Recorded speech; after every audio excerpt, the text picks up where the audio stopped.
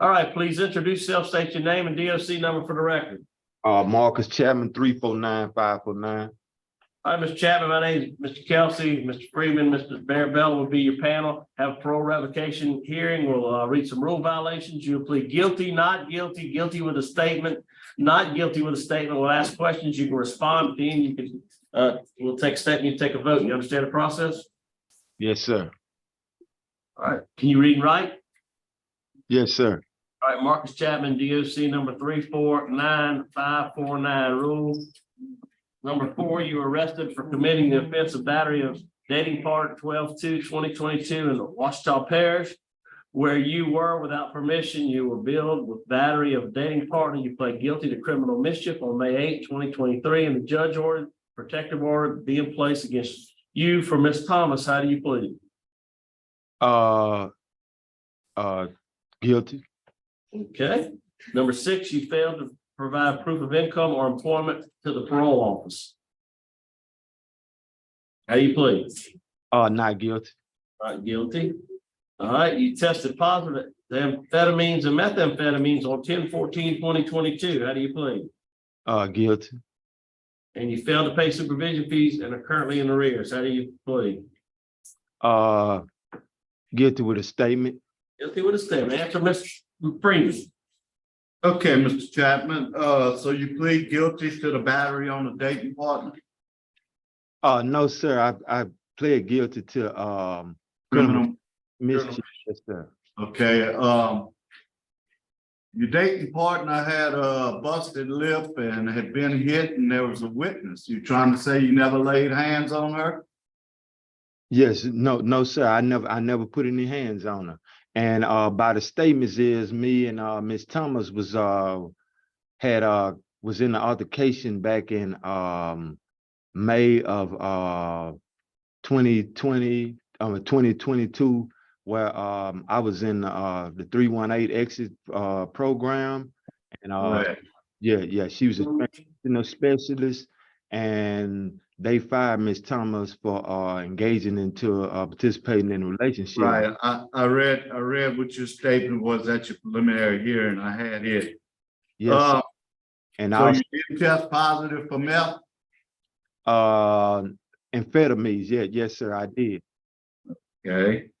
I also wanted to mention about the fact that in her report, she falsified documents, said that we was in a 2-month relationship. So from May of 2020 to December to 22, I don't think that there's 2 months. Okay. A little bit All longer. right, so you've been in jail for what, 7 months now? Yes, sir. Yes, sir. Okay.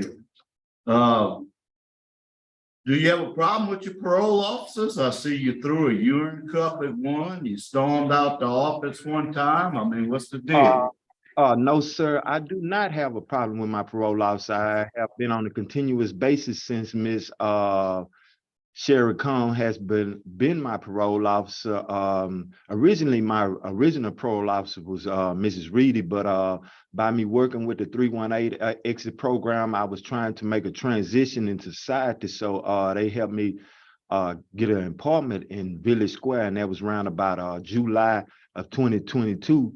And that's when I moved in there. And at that point of time, my parole officer had changed, but I never knew that it had changed. I kept making my monthly visits to parole officers. Okay, when we'll talk about far as my parole fees, well, yes, they did, because I was only home. I just released from St. Charles in 2022 January, and I never really had a full-time job, but I put forth an errand. I come home and I was released to my mom, and I was been working at temporary jobs, and usually they last maybe 2 to 3 weeks. But you know, by me not having any type of support, I had to wake up every morning and go and try to put in the application if I didn't have a temporary job. So taking out the time to donate that time into doing community service, I didn't have that time.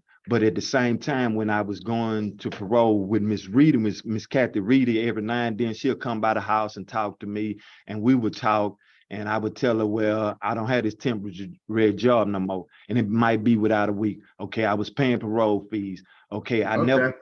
I'm not really that much worried about your parole fees. Okay. Now back to working with Miss Cone. I never met Miss Cone. I never found out Miss Cone was my parole officer until October, and that was the time that she came to my apartment. Okay, never once did I not go and report. So she never explained to me that I was behind my parole fees, that it was a problem, that showing them my employment was a problem. None of that. She never gave me my supervision plan. We never sat down and talked. The only time I talked to her from July to December was the time. Recording stopped. Okay. No. Can you hear me now? Yeah, we Good good. to still hear you. Okay. Okay, so you swapped to Mrs. Combs, okay?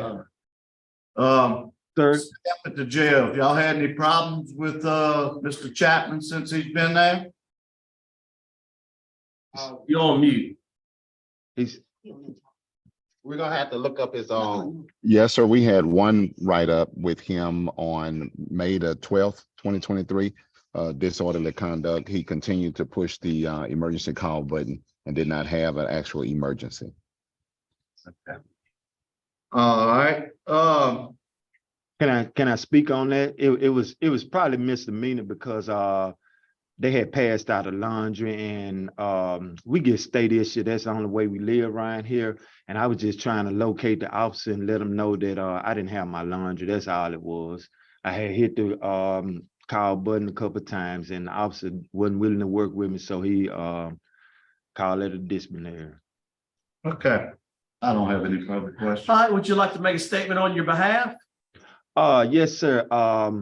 I had the support. I don't know if they was able to speak, but my pastor, since I've been home, I've been taking up counseling class with the Reverend Theron Jackson, and he was willing to continually pick up our mentoring if I was able to get the 90-day first timers tech, and they was going to help me, assist me in my transitional.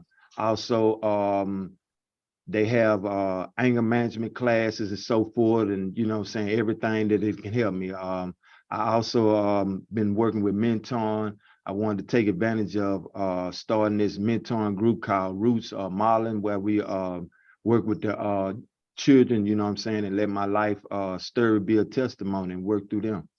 All right, thank you. Thank you for your comment. Pam, prepared to vote, Mr. Freeman? Yeah, I'm ready to vote. Mr. Chapman, there's no doubt that you have a temper. You stormed out of the probation office once, you threw the urine cup at the officer when they tried to test you. And you did plead guilty to criminal conduct, although it was criminal mischief. My vote today is to revoke. Mr. Marabella? My vote is the same for the same reasons. I vote to revoke as well. 3 votes to revoke. Today, your parole's been revoked. Good luck to you.